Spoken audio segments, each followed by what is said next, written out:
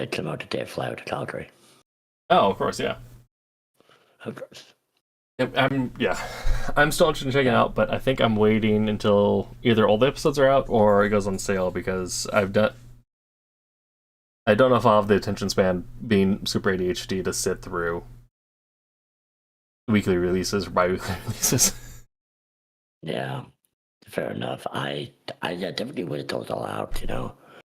I just got it early because I've been hyped for it for a while now, you know, so. Yeah, the cast of voice actors looks insane, and Oh, yeah. knowing that type of game, it's essentially just going to be like an animated cartoon that you press QTE buttons for, but... And the script feels good, like this feels like good Telltale back. Yeah. Like it's nice. That's what I hear. Yeah. So, I've been enjoying the characters, scripts, etc.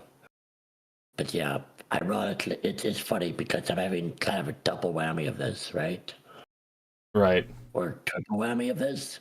So I'm going to be gone when the last episode comes out, right? Yeah. Ironically, for Star Citizen, when they add their third star system for testing, and likely open to my wave of testing, I'll be gone on Friday. Of course. And then when it comes to the live servers, it's likely when I'm in Calgary. Yeah. So it's just kind of like not trying to bitch because I'm happy. I'm doing my trips very much. It's just humorous, you know. Yeah. That's all. We needed. Also, don't go ahead. Sorry. Probably going to have to adjust my bitrate real quick here because the upload speed here is not as fast as I'm. Fair enough. Oh, by the way, we're in the cold open right now, but it probably sounds super chunky and robot-y because the bitrate isn't. Most likely. Oh, also, I did not realize until recently that My Hero Academia is getting a new third game, most likely because the series is about to end. Yeah. The animation. So that makes a lot of sense. And I've been enjoying the final season a lot. So. But yeah, I did not realize until right now that. Yeah, damn, I literally fly out in 2 weeks from today. Because November 12th is 2 weeks from now, which is insane, actually. Right. November 12th is 2 weeks from now. Tab. Bitrate, so hopefully that better. Looks like it's already stabilizing, so that's good. Good. I've been stuck deep in Clair Obscure right now. And what? Clair Obscure, Expedition 33. Of course. That makes sense. Yeah. It makes sense. Yeah. Yeah.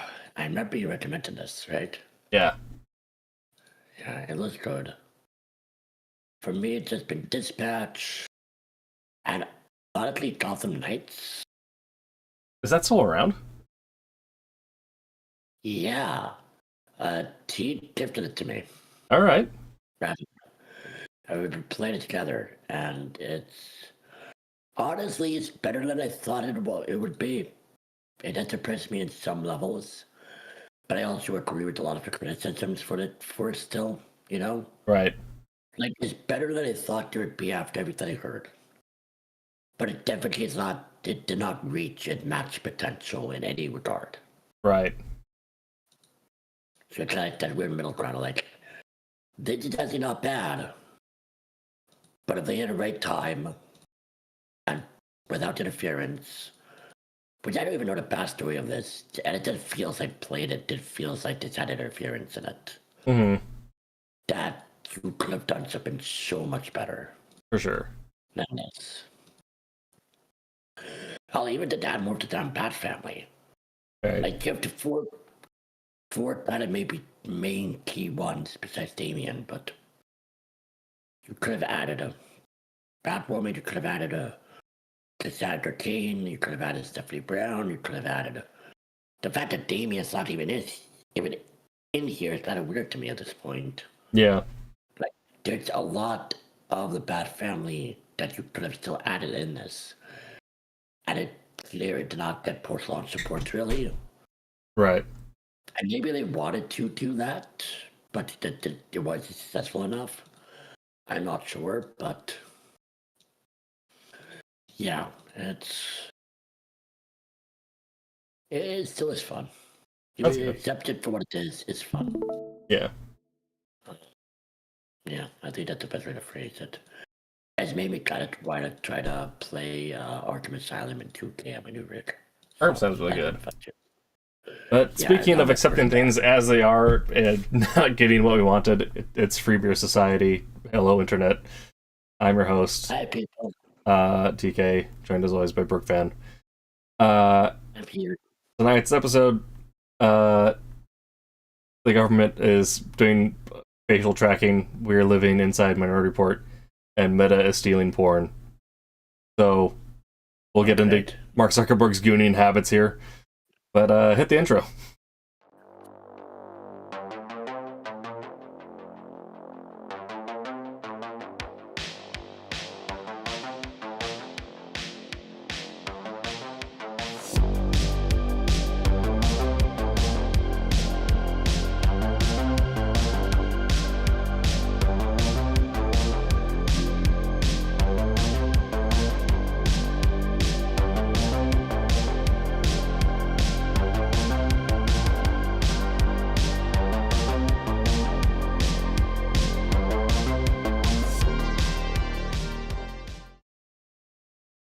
It seemed like 30 seconds. I don't know how long that is.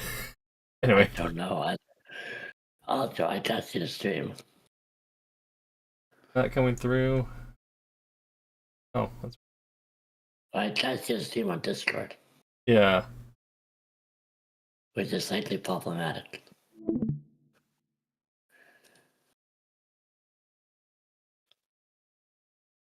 Again.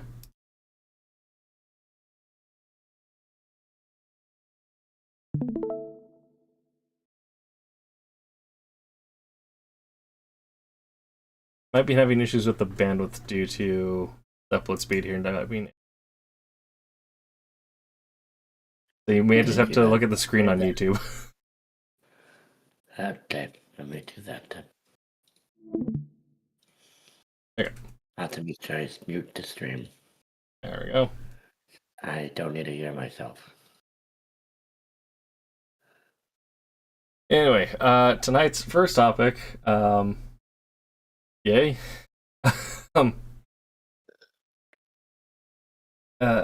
This is from, actually, Bellinger at Ars Technica.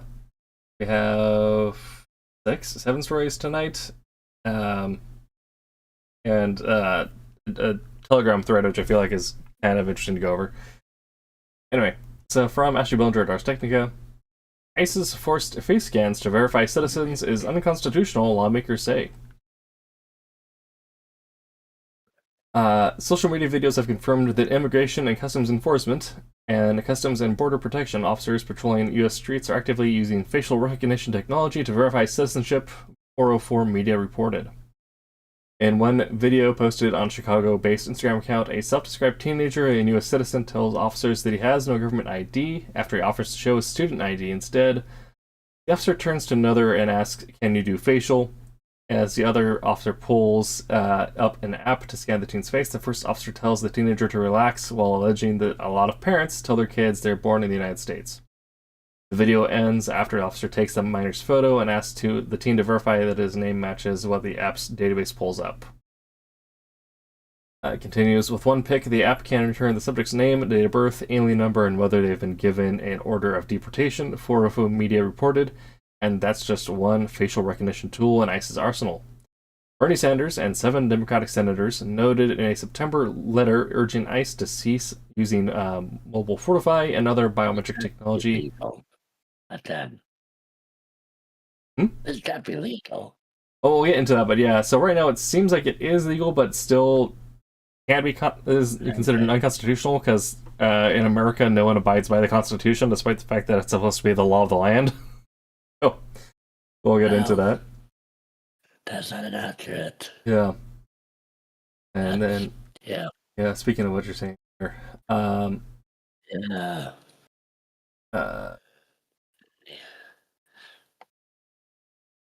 Here you go. But yeah, here it is. Matthew Guargela, a senior policy analyst at the Electronic Frontier Foundation, told 404 Media that ICE's growing use of facial recognition confirms that we should have banned government use of facial recognition when we had the chance because it is dangerous, invasive, and an inherent threat to civil liberties. It also suggests that any remaining pretense that ICE is harassing and surveilling people in any kind of precise way should be left in the...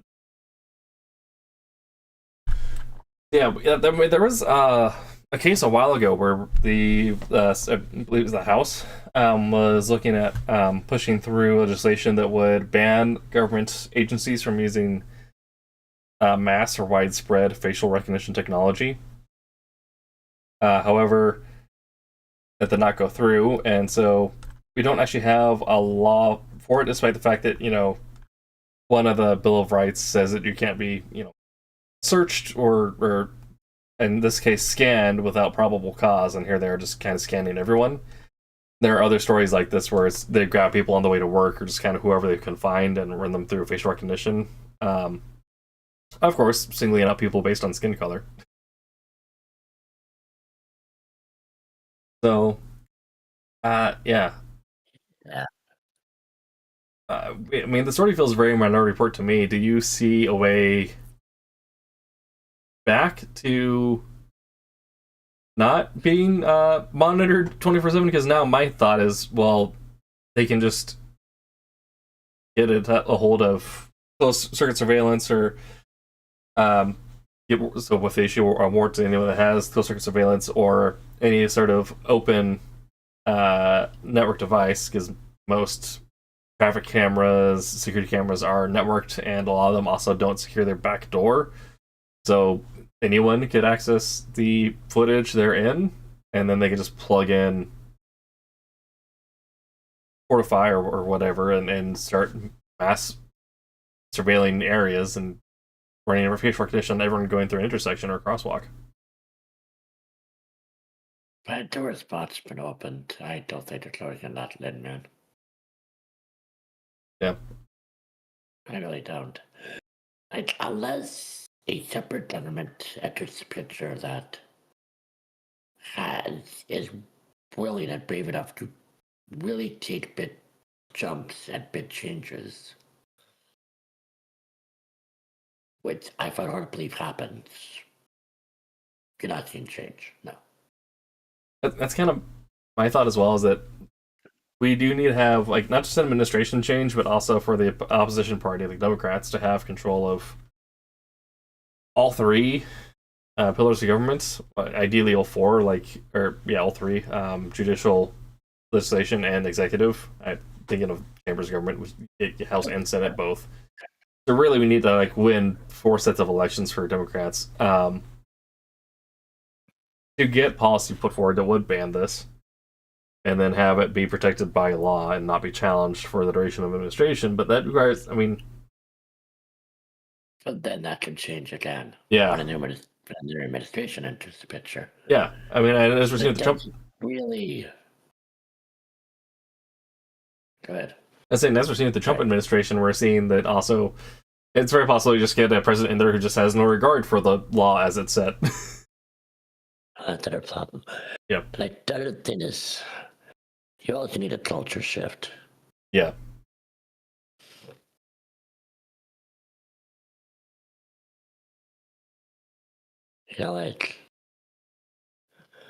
And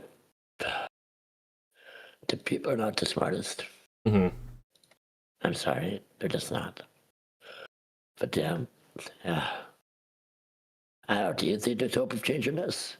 Because I'm being very negative. I know that. Yeah. Do you see hope? But is that what your hope? Do you think we have hope of changing this down the line? Maybe that. Ideally in the future we get there. I'm not saying it's impossible. I'm just saying it's very hard. Yeah. I expect with the midterms we're going to see a shift back, because that's just and it's not going to be like a blue tide or anything like newscasters like to call it. It's just the nature of things that we always go back and forth. Because everyone's so disjointed, and at this point, Republicans have gone phone neo-Nazi that they're going to rebel against even centrists. But they just go back and forth so many times, and I feel like we're going to go blue, and then we might maybe on the next administration, but also then you have the issue of will Trump allow for a peaceful passing of power? Will he even, like, because I feel like he's going to try to get in the way of an election. But yeah. No, I expect that to happen at this point.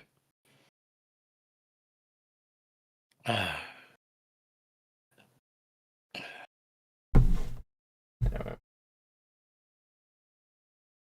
Our next story of the night. I don't know much else to say on this, in all honesty. Like, that's fair. It's kind of, I mean, it's downer and it's scary, and it's just kind of like another point of like how shitty things currently are and are going to continue to get.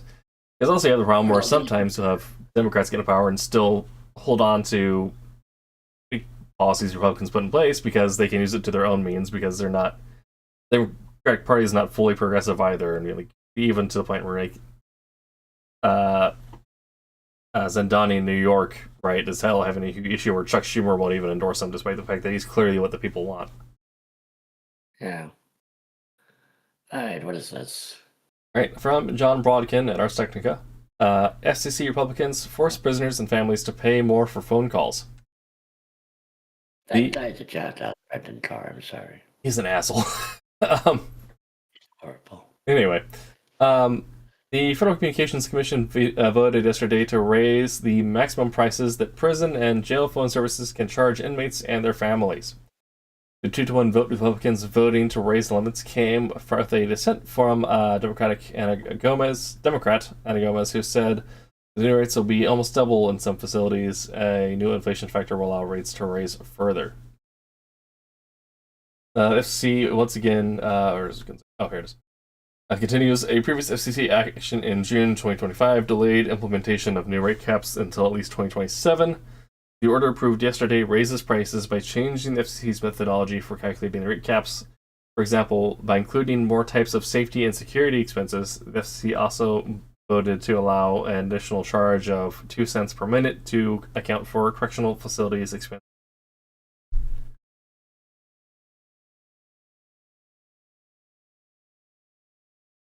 And yeah, so essentially their argumentation there is that by having lower prices on calls out, was it essentially they argued that allowed for scaling back calls made by employees there, as well as allowing for criminals to conduct more criminal actions over the phone. Right. However,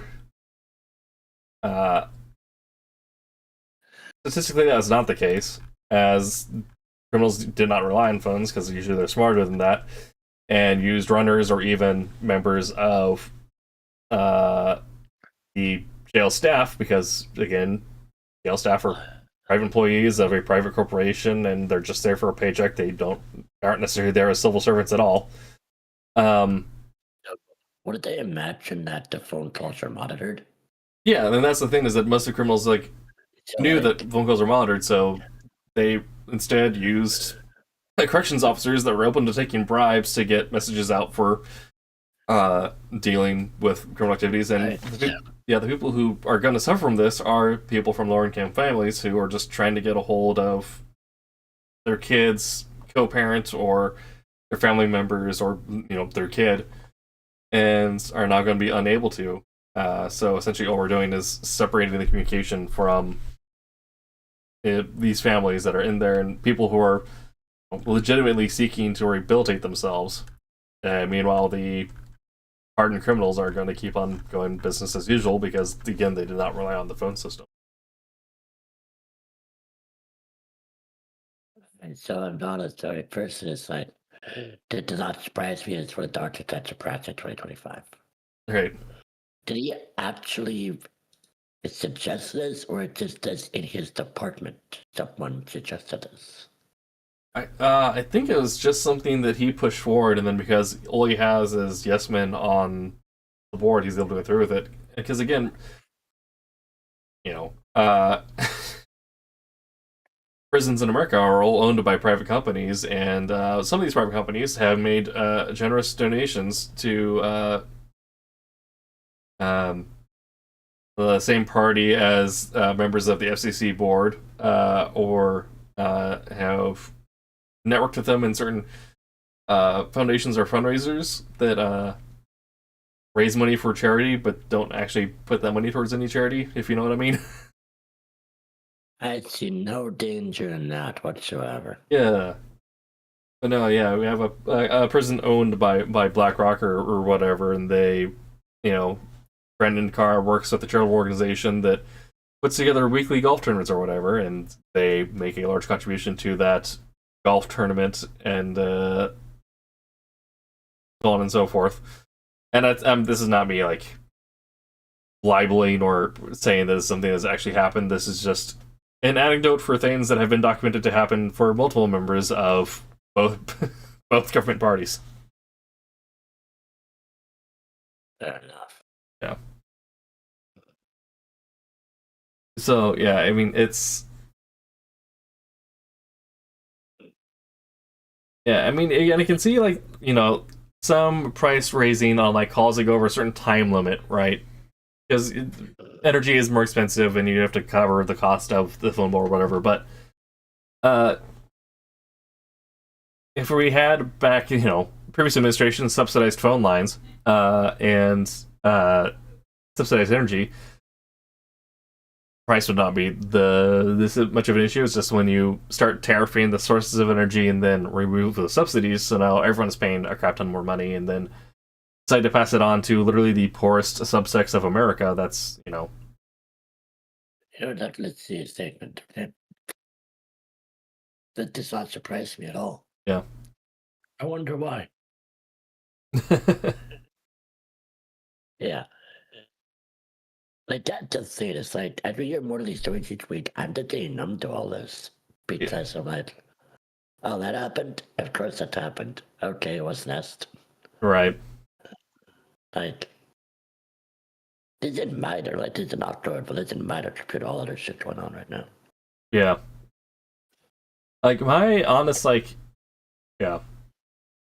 It is minor, but also it's like it's indicative of the system as a whole.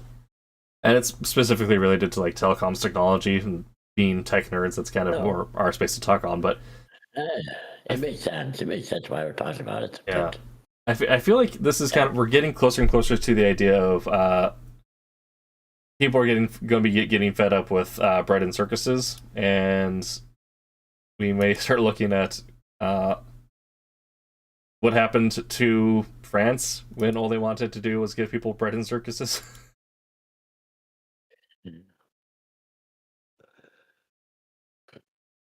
Anyway, Guillotine 2025. It's election season. Our next story. And I'm going to kind of just talk about this one ad-lib because I read through this already and the BBC coverage of it kind of sucks. Sorry. They didn't even want to put the writer's name next to it because I'm pretty sure this is either editorial or no, it's Old Kleinman, but yeah, it looks like it was just editorial and didn't actually get into a whole lot of it, and I didn't have time to find a proper article with moving and such. All right. Anyway, so a couple like a week and a half ago, a week ago. If anyone tried to use anything on the internet, you probably noticed a lot of websites were down.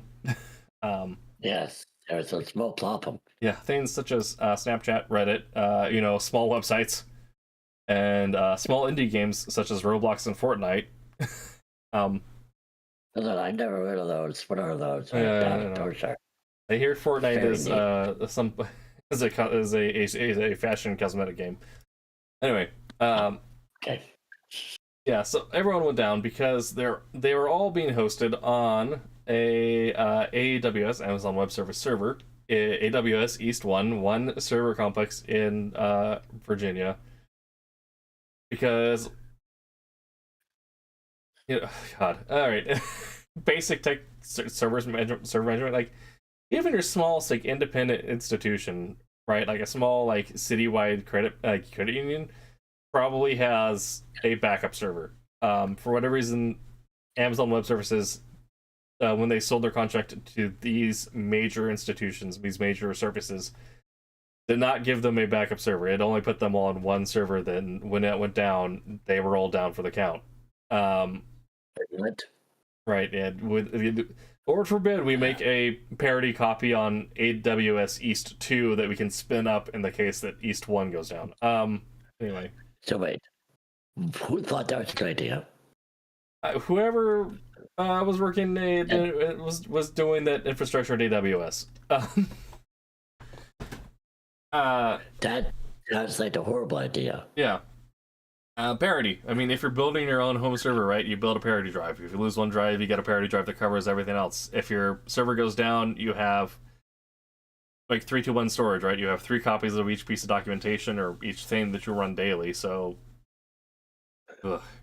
I'll make it. If I ever start making like individual YouTube videos for this channel, I'll cover 3-2-1 and running a server at home. Anyway, yeah. Anyway, it went down. It still went down due to a DNS error. So, if those of you unfamiliar, or I mean, if you're watching this, you're probably familiar, you're a bunch of fucking nerds. But DNS is the dynamic name server, domain name server. And essentially, what that is when you type in a URL to your Firefox or your, Gooning browser of choice, when you type in that URL, that doesn't actually go directly to a website. That goes to the DNS, which essentially is like the phone book for the internet. And DNS looks up, says, okay, this URL is attached to this IP address. And that returns that IP address with that page or service or whatever to your browser. And of course, there's also the same for when you're sending out recalls to if you open up a game client, it's going to send out a call request. And sometimes you'll get and usually ends up happening in the future is you'll end up getting a cookie or something that allows that to be a faster process. But that's why if you're pulling up a page for the first time, it might load a little bit because it's literally doing like a phone call to get everything pulled back to your computer. So when that DNS goes down, or when that DNS has a indexing issue, all the services on East 1 are now unreachable because when you type in that URL or when you open the Fortnite client and you send that request to the DNS saying like, hey, please send me the executable or the service package for Fortnite, it says, I don't know what that is. Sorry. And instead of having like a reroute or anything like that, you're just kind of out of luck. Whereas if you're like doing general browsing on some cases, or something has a parity backup, it'll be down for a little bit, the parity spins up, and then you get a reroute where it says like and that's it'll be longer to pull up everything because you're sending it to DNS. DNS says, oh, this isn't here, but I have a contingency, sends you to another DNS, and that connects you to the actual service or website, right? Right. And so, as far as I can tell, nobody really knows what happened. I've seen some memes that it was like an intern who just decided to clean up the DNS registry and accidentally deleted everything. Which that'd be hilarious if that would happen. Yeah, I mean, the tech interns that get a little over the head of themselves it's a common meme. But I don't know if that's actually the case. It'd be hilarious if it was, and I feel sorry for the dude. But also, kind of pointed out that, hey, if you're a big firm, all right, and you're negotiating who's going to hold your servers, double check that you're like, hey, are we going to have a backup in place in case this one server goes down?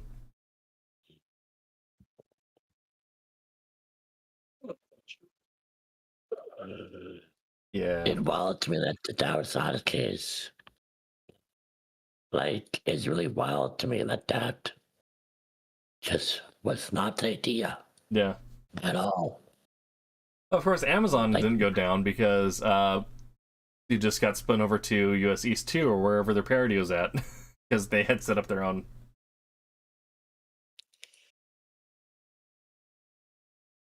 Yeah.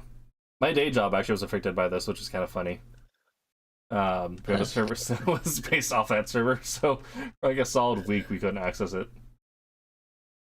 that's not a good thing, obviously. No, but it is like a fucking. It's like literally messaging the dudes in IT, being like, "Are you fucking kidding me right now?"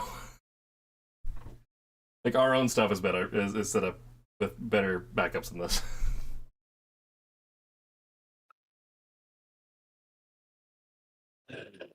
Whose company was this? You say then? Uh, Amazon. this is Amazon Web Services, yes, the biggest provider of web services in the world, by the way.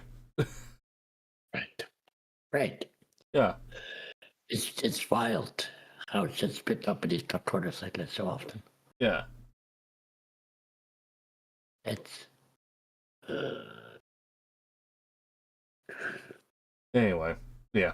So that was, and I guess in this week in dumb internet news, dumb internet happenings.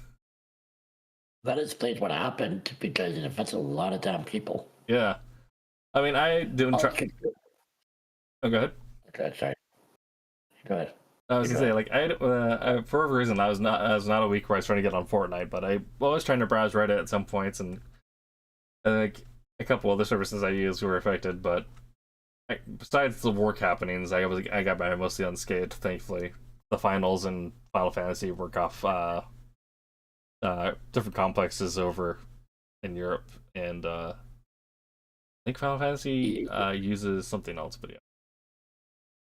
You know what weird to me though? We had this, and then a few weeks before that, we had a massive DDoS attack on Steam itself. Yes, which you and I were painfully afflicted by. Yeah, because you all talk about no to return it. Yeah. So it's weird that happened so close together. Yeah. Yeah. I'm kind of expecting it to happen again soon now.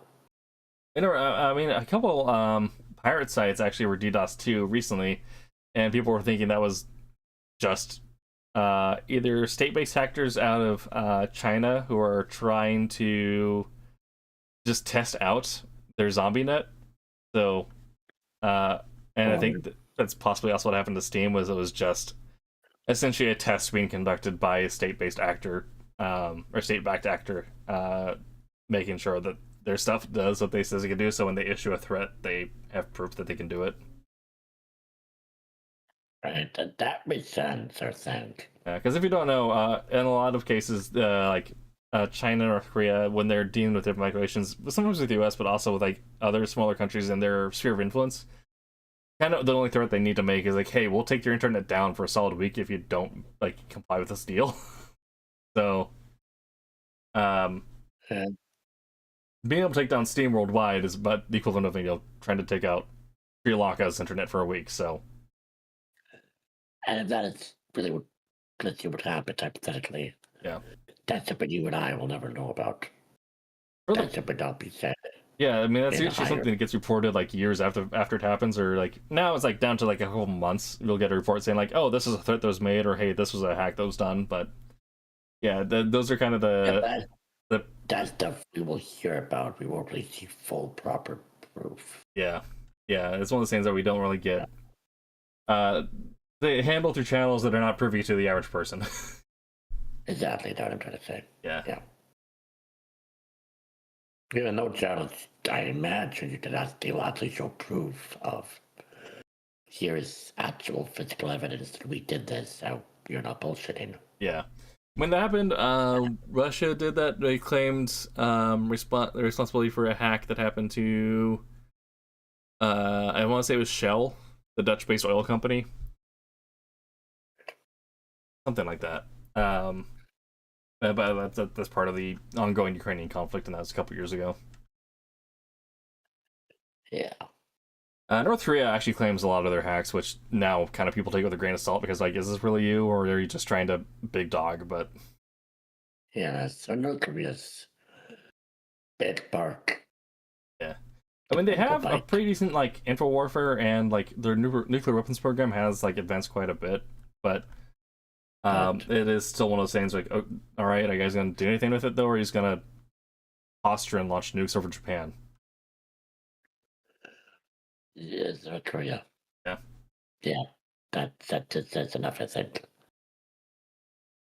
Amazon cuts its workforce by 14,000 and is further embrace of AI. Yep. From Sarah Fielding at Engadget, and I wanted to put this right after Amazon destroying the internet for a week because no, it could be related. um, You know, yeah, we're having problems. Let's just fire more of our workforce. exactly. You know, it reminds me of something I saw from Ubisoft. I think of what was it? Like Ubisoft's recent CEO. Ubisoft fired a lot of people, right? Yeah. And they had a creative wordplay on it. They said their employees are given new opportunities to further their careers. Oh yeah. Well, that was actually So I did What some was that? to say in that one. So that was actually the way they handle that was probably the best way you could handle layoffs. Because when they say that they actually meant it, because when the people were being laid off were given proper severance as well as career. The company did provide career counseling as well as networking sessions. So they did put out feelers in other companies' HR fields to see if anyone wanted to pick up the people that they're laying off. Okay, that's actually good.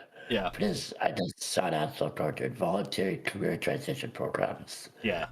And my immediate thought with Ubisoft is you are just trying to save face because you're fired a ton of people. I mean, for sure And they that's are. Like horrible. that's kind of like their bread and butter. It's like they're trying to save face, but they're also trying to save face within the industry specifically. So they want people to apply in the future. So they're giving people a soft out because, from what I understand, is like essentially the layoff was they came in to each department and said like, okay, you guys need to we need to remove 5 people from this department. Whoever we're gonna ask for volunteers first before we start picking names, and if anyone volunteers, we're gonna get you set up so that way you can land on your feet. All right, then I'll give credit for that. That's not bad. That's I'll very try. I'll critical. try to never defend Ubisoft a day in my life, but sometimes they do things right. Good job, Ubisoft. He did it. You had one good day. You found a way to not make the worst out of you, wasting all your money on NFTs so you can afford to pay your employees anymore. All right, so Amazon, you're still in the crosshairs. So Yeah, this, Amazon will continue to be a fuck up until the day it dies. Amazon has announced approximately 14,000 person reduction in its corporate workforce. The news follows in earlier reports from Reuters that up to 30,000 people could be let go. Amazon confirmed to Engadget that the 14,000 roles were eliminated today, and this was on the 28th, yesterday. Amazon declined to comment on which departments were impacted, but Bloomberg reports that layoffs occurred in teams such as video games, logistics, payments, and cloud computing. AWS. The impetus for this reduction is, of course, AI. In the announcement, Beth Giletti, Amazon's senior vice president of people experience and technology, states that Amazon is performing well, but the world is changing quickly. And I don't want to give her the space or time to defend this decision, but yes, essentially they are cutting 14,000 people by saying AI can do their job. And this is months after other reporting from Bloomberg has shown that, or was it Harvard? One of those places, that 95% of corporate AI initiatives end in a loss of money and needing to rehire laid off staff. people. Oh, Yeah. so maybe the idea is don't fire the employees that are important for your company. You would think. You know, I say this as someone who was a victim of this as well. simple idea, but simple ideas are hard Yeah. these days. I mean, AI has its place as like the kind of the way that like Kojima or like Phil Spencer's talking about it, how it's a great administrative tool or organizational tool. Oh yeah. So like you can use it to help. Not to tell that. Yeah, but like your most of your thing is like with your existing workforce, you can maybe like expect a 2 to 5%, maybe 14% improvement on efficiency with existing workforce. Once you start laying people off, that number turns negative fucking quick. And then also you have to handle it rightly, because like if you have good scope or good purpose for it, like if your AI is existing to, you know, better handle like your data layout or like certain structuring, certain things that like are essentially going to be like tedium, that's great for that because you're giving people more time to work on other projects. But if you're just saying like, hey, use this AI tool, okay, we're spending money on killing the environment for what exactly? Money. Not even, well, I mean, part of it is the Money. bubble, the fact that the AI developers are investing in the hardware that is used to make AI, so it's this continuous cycle of they want people to buy their AI service so they can make more money off of selling hardware to themselves. That's that I don't have an idea. Yeah. There's some speculation there. I think CoffeeZilla did a video on the AI bubble and like the different thoughts on it, and there's like a huge range of different thoughts on where we are, but the consensus is that we have some sort of economic bubble in AI right now, like the housing bubble before 2008. And some estimates or concerns are that when it pops, it is going to be worse than the 2008 housing crisis, which, if people don't remember, massive layoffs, worse inflation we had up to that point. So that, but worse.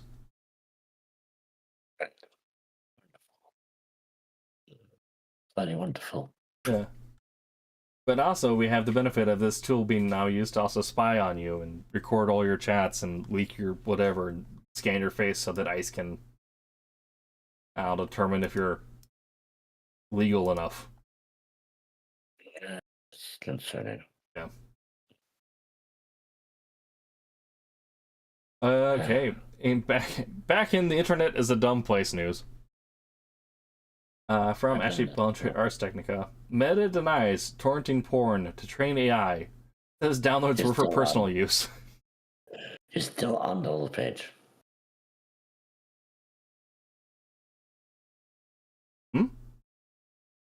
Oh, now. After they decided to delay with the stream. Yeah, the stream's a little bit behind. Yeah, I'm noticing that now. Yeah. Okay, so that was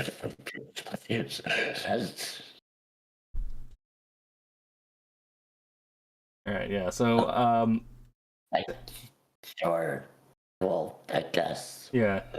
Of course, we'll get into this, but the story of Meta potentially stealing 2,500 porn videos during AI. Meanwhile, my partner, they those are rookie numbers to them. Anyway. Yeah, no. Okay. Me too. Like. Yeah. So, God. Anyway, this week, Meta asked a U.S. District Court to toss a lawsuit alleging that the tech giant illegally torrented pornography to train AI. This move comes after Strike 3 Holdings discovered illegal downloads of some of its adult films on Meta corporate IP addresses, as well as other downloads that Meta allegedly concealed using a stealth network of 2,500 hidden IP addresses. But why does Meta need this?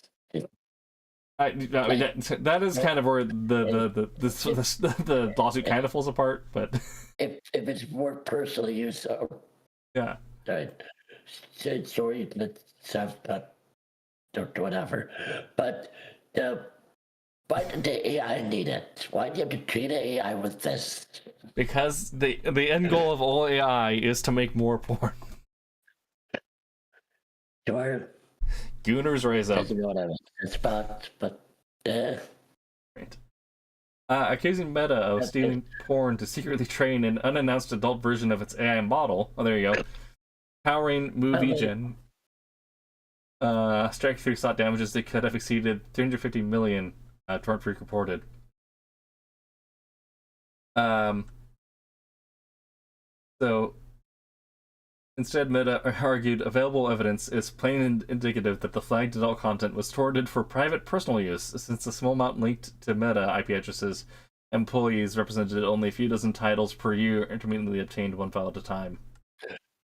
You think they would have more security, but hypothetically at least, Well, if that's a torrenting site, like anyone can torrent anything and you can get away with it as long as you're using a VPN and doing your basic internet hygiene you should be doing anyway. Like the same steps you use to keep your bank account information safe are the same steps you'd use to be able to torrent and get away with it. Of course, but yes, but then and then Meta essentially, like, the argument is like, if we needed to train an AI on porn, we'd probably buy the porn at this point because we don't want the optics. But again, that kind of does make sense actually. Yeah. Honesty. But the and no reason not to do that. That makes sense, and it's logical, and they have to pay money for it. Yeah. So. But this is also not without precedent, because we have seen like OpenAI, Meta AI, and like other things have been trained using illegally torrented media. That's part of the whole reason why the authors sued OpenAI, was because they found pirated copies of their books on their training sets. That's true. So Yeah, and also now we have intellectual property right. So you have to do a special licensing with copyrighted material in order to train for AI, because it needs to be consensual now. And so if it's not being done like that, then it is still IP, like intellectual property theft. So if Meta is using a VPN, which you can do this with a single commercial grade VPN, not even industrial grade one, you could, copyright infringe 2,000 porn films. Fair enough. Honestly, I did find it kind of funny. Yeah. If they want to make an adult version of their AI, go for it. But if by the time porn, I guess, Yeah. Like we're still, yeah. And if this is just their employees getting caught doing certain things at work, then you a moron. Yeah. I mean, yeah. It could be also like employees using a VPN on their phone to get past the company's censor, and also the company can't flag their phone downloading porn in the company bathroom. And then Meta saying like, well, okay, well, this VPN is the torrent freak saying like, well, this VPN is used a lot in conjunction with Meta servers. So honestly, it's kind of funny that to happen. Yeah, there's this one guy who's like power gooning at Meta. I think that's used to report. That's like, wait, did I do that? Yeah. So he immediately deletes everything on his phone. Yeah. Yeah, I mean, this is one thing, like, yeah. Like I said, like, AI is eventually creative AI. Like, I don't think we can, like, put it back in the bag. So we need to find a point where we can have ethically trained creative AI, right? Where it is only using material that is people have opted in for, or that's only being used by the artist who has created the physical media to then alter their existing media themselves. But where it stands right now, it is just using a ton of intellectual property theft by scraping stuff online, and then also the way the power consumption and current setup is just, it's literally poisoning the water supplies to the point where like there are places outside of the Meta AI Center. It's starting to look like Flint, Michigan, where it's like oh, great. Yeah, just nothing but copper and like rust runoff in the water. So wonderful. There's a lot of things that need to be solved first. I guess bare minimum, ethically train your gooning AI, I guess. Wonderful. Yeah. I mean, I'm sure like some porn company would be more than willing to like create a license and to like say like you can use our material if you pay this fee annually. But yeah. Honestly, that's a fun one. I thought I'd touch on this. Yeah, this is our fun story. And now when the internet is a cool place news. On to the next one. Yes. So if you do want to pirate 2,500 porn videos, Boy, do I have the browser for you. Great. Cool. Yes. Alright, so let's see, what is this? The ultra private Tor. This is from our buddy Surav Rudra at FOSS News. Surav, get on the show, please. I'm begging you. Anyway, ultra private Tor browser's last 32-bit release. So, and this is not saying it's not being supported. There's going to 64. Okay. Anyway. So Tor browser is the go-to choice for users seeking anonymous internet browsing. Built on a modified version of Firefox, it routes traffic through the Tor network to protect user identity and location. If you don't know what the Tor network is, it is not a VPN, but a philosophy of VPN, and then the network itself is kind of what established that philosophy. So you're running multiple servers back to back to back, so you're routing your IP address through 3 or 4 servers before actually making a connection with your endpoint. So even if one of those nodes were to be compromised, it is very hard to trace anything back to you. And also, it is end-to-end encryption, so if through each node you are encrypted, so they need to break encryption at each node in order to get information. So, if you're connected to shady airport Wi-Fi, you need to do some baking. The Tor browser. Anyway, it comes pre-configured with privacy-focused defaults and features, and is maintained by the Tor Project, a non-profit organization dedicated to online privacy and freedom. Also open source and non-profit, so things we love. The new release is based on Firefox ESR 140, incorporating a year's worth of changes from Mozilla. So we're essentially getting a year-long update to this browser. And then just a couple of different technical things with it. But what is happening here is some less welcome news for users on older systems. The Tor project is following Mozilla's decision to phase out 32-bit x86 processors on Linux and Android. If you're running Tor browser and 86 hardware or using Android 5.0 through 7.0, the 15 release will be your last one. And you'll need to upgrade to 64-bit capable hardware in the future. Most processors and phones now are 64-bit capable, or like even native.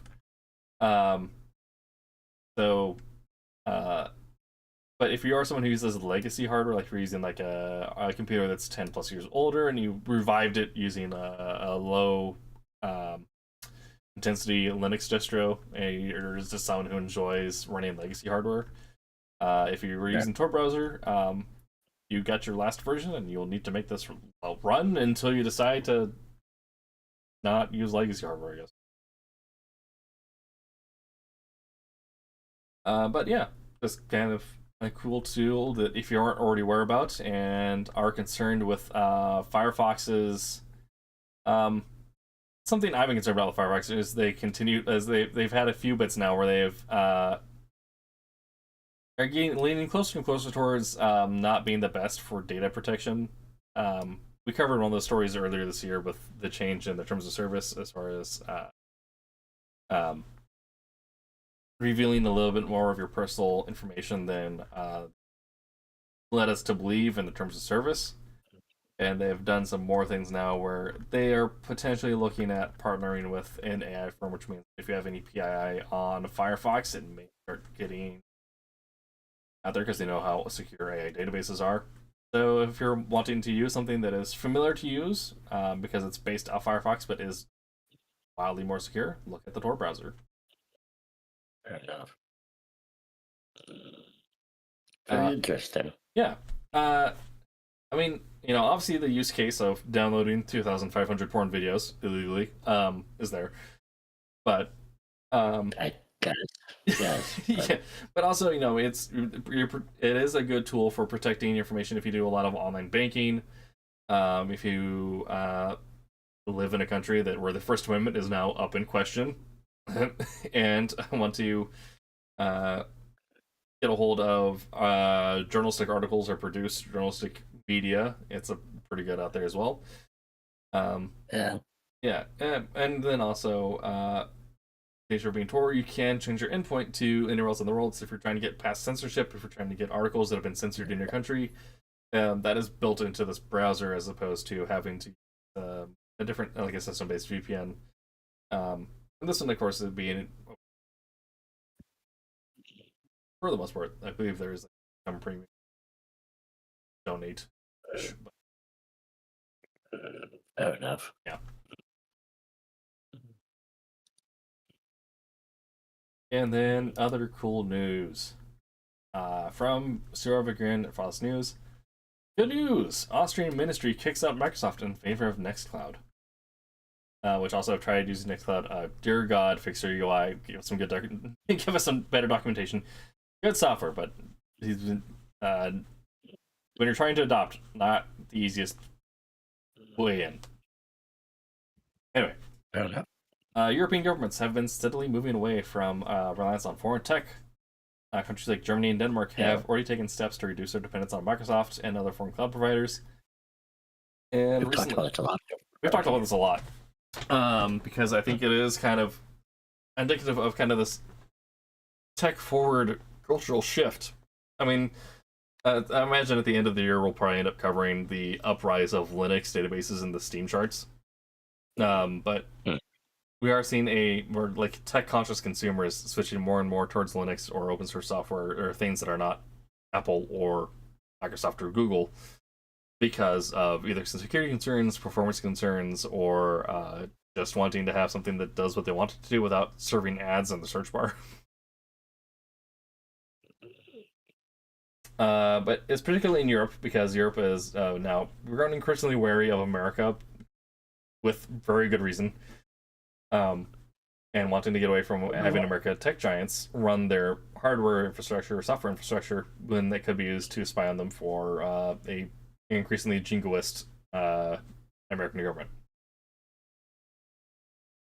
Recently, Austria has shown up as another player in the space. Last month, the Austrian Armed Forces. We've talked about them switching over from Microsoft to LibreOffice and also contributing to LibreOffice and offering some open source development that we can now take advantage of as LibreOffice users. Anyway, announced at Nextcloud Enterprise Day Copenhagen 2025, Austria's Federal Ministry of Economy, Energy, and Tourism has migrated 1,200 employees to Nextcloud for internal collaboration and secure data storage. The ministry is now operating on Austrian-controlled infrastructure, moving away from foreign cloud providers for handling sensitive government data. The project went from proof of concept to full deployment in just 4 months, an uncommonly fast timeline for a public sector IT migration of this scale. The ministry implemented a hybrid setup rather than a complete rip and replace approach. At this time, the project began, was already in the process of adopting Microsoft 365 and Teams. The full reversal wasn't feasible. Instead, Nextcloud handles all internal collaboration and secure data management, while Microsoft Teams remains available specifically for external meetings. That's the reason behind this move. It was prompted by risk analysis that showed foreign cloud services failed to meet the ministry's privacy requirements, particularly regarding GDPR compliance and upcoming NIS2. GDPR being the European Union privacy rights. So if you have the European Union or if you use a service that is active in the European Union, which is most big tech services, they have to be compliant with GDPR. Some of them still aren't, saying that because they're headquartered in America, they don't need to be, and that's not a going issue in the EU right now. However, if you're in the European Union and you have concerns with Facebook selling your data or anything like that, you can issue a GDPR request to have all your information deleted, and then you modify it to be exactly what you would be comfortable with them having, selling.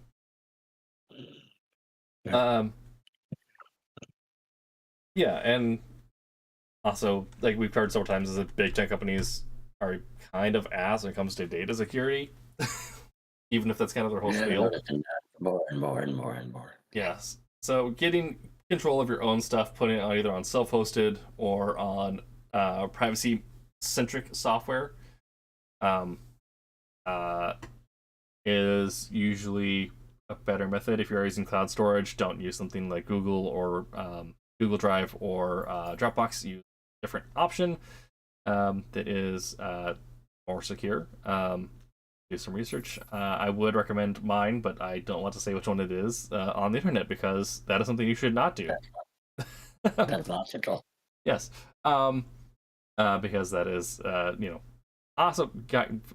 Fucking everyone at home, be better with your shit. Okay. Anyway,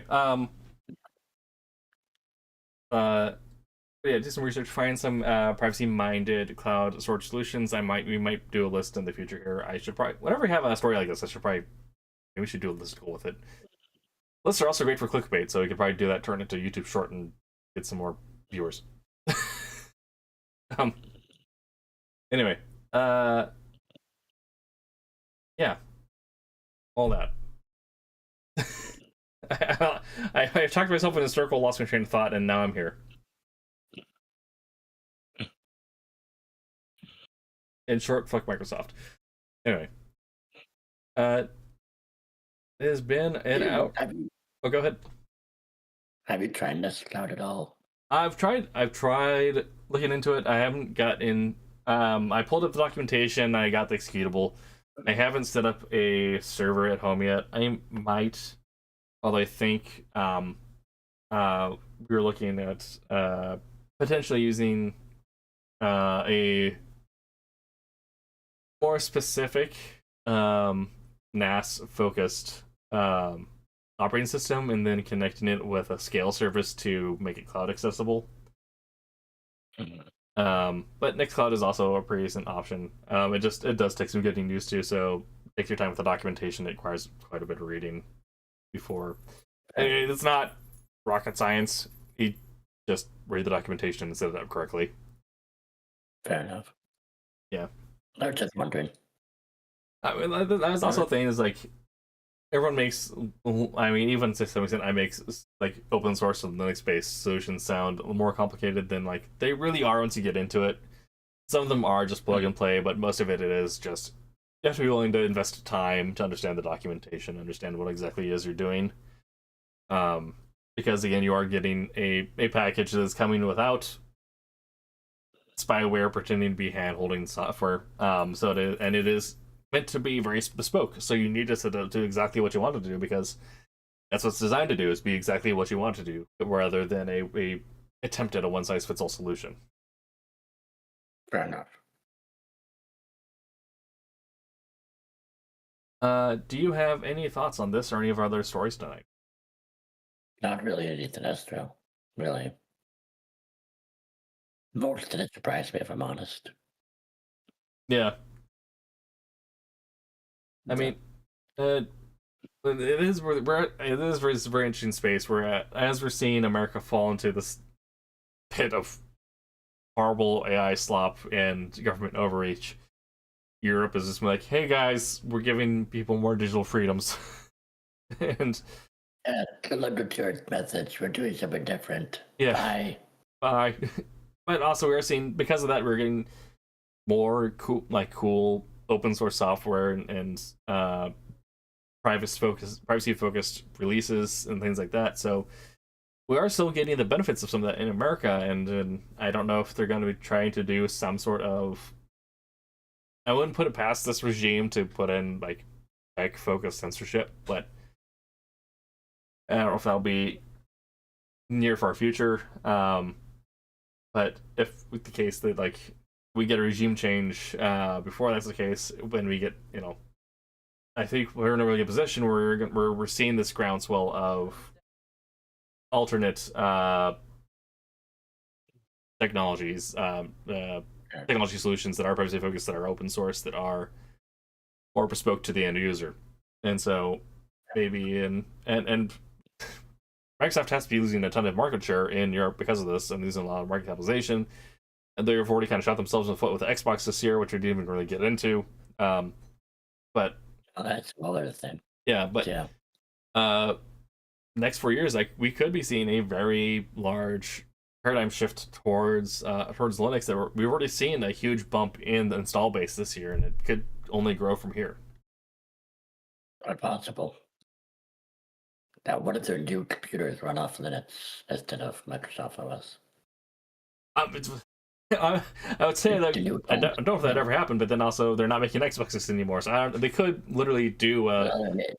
They're making an SBOS PC. Yeah. Allegedly. I mean, they could literally just at some point say like, oh, actually, the new version of Microsoft is like a weird like Linux kernel hybrid, something like a Steam Deck or a ROG Ally. Yeah. But I don't know if that would, if they'd ever be willing to fully abandon Windows and because then and focus on being a software suite. But I think they might try to prevent compatibility with Linux, like more so in the future. But we already have solutions like Winboat, for essentially, or even new iterations of Docker, are great at tricking Windows apps into thinking they're running on Windows PC, even though they're running on Linux. So that can only get them so far. Honestly, like, might be more of a dick move, but I could see them doing something where they work with companies like EA and DICE, where now to run Battlefield 6, you have to use kernel level anti-cheat, which means you have to have Secure Boot enabled, which means you have to have Windows. So they could try to make that more of a standard thing to force gaming companies to force their buyers to be on Windows, but with Steam being so Proton focused and Linux forward, I don't see that being a feasible long-term option. Fair enough. Fair enough. All right. Let's wrap up. I Okay. am supposed to say. This has been Free Beer Society coming to you whenever we can. Talking about all our one-stop news for all things FOSS, tech, policy, and what have you. I think we're aiming to be back 2 weeks-ish, maybe? I don't know. We'll be back again at some point. 2 weeks-ish, because you haven't seen this week. I also made this one to relax on Monday after my, That's fair. stuff. Yeah. All right. Yeah. We'll see you all then. I'm going to see if I can't work on our internet's upload speed here to make the stream more consistent. But if you're watching the VOD later or listening on podcast services afterwards, that's not an issue for you. So please do leave a review, comment, share, all that sort of stuff. Until next time, keep it in scope. Have a good night, people.